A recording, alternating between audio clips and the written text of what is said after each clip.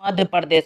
मध्य प्रदेश के विंध्याचल और सतपुड़ा श्रेणियों के मध्य स्थित रानी रूपमती और बाज बहादुर का महल, जो 500 साल पुरानी प्रेम कथा की गवाही देता है। देश के हर कोने में बिखरी पड़ी है कहानियाँ, कुछ पत्थरों में तो कुछ इमारतों में गढ़ी हुई है। मध्य प्रदेश के प्राचीन शहर मांडू के महलों में भी अमर प्रेम की कहानी बसी हुई है। रानी रूपमती की कहानी मांडू के इतिहास में एक महत्वपूर्ण हिस्सा है, जो प्रेम, बलिदान और सुंदरता का प्रतीक है।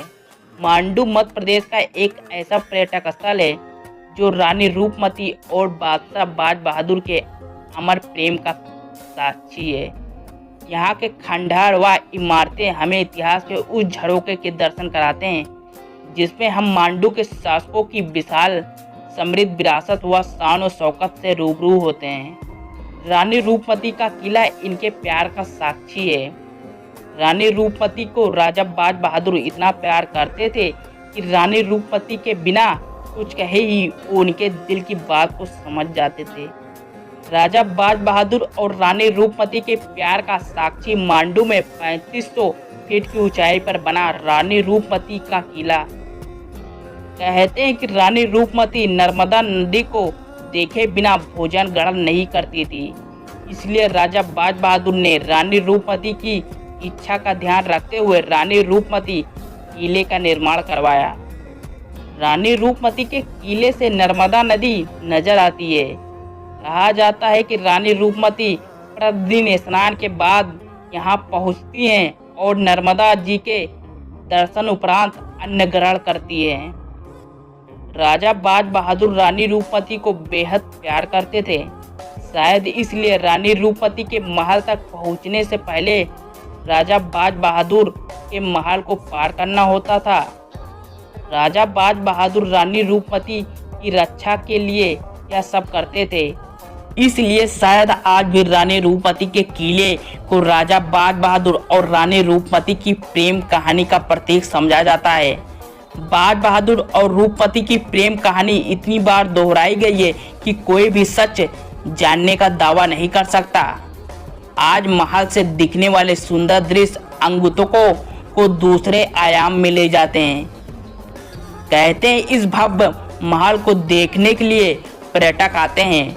महल के मंडप के शीर्ष तक जाने वाली सीढ़ियों से हरे भरे जंगल, पठार, घाटियां और पहाड़ियों के मनोरम दृश्य दिखाई देते हैं। रानी रूपमती का महल मांडू में सूर्यास्त देखने के लिए एक बेहतरीन जगह है।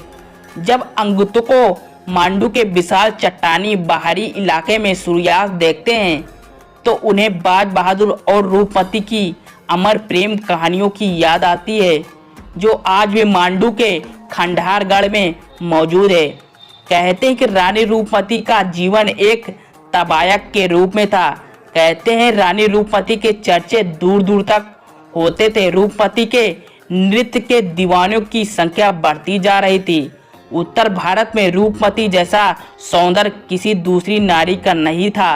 रानी रूपमती की सुंदरता और नृत्य को देखकर मालवा नरेश बाज बहादुर मोहित हो गए।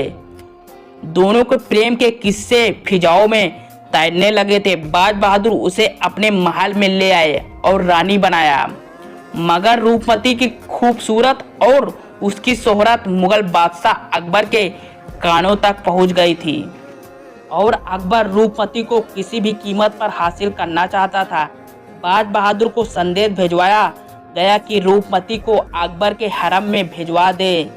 उसने अपनी रानी को सौंपने से इनकार कर दिया। आग बबूला अकबर ने अपनी सेना को मालवा की तरफ भेजा।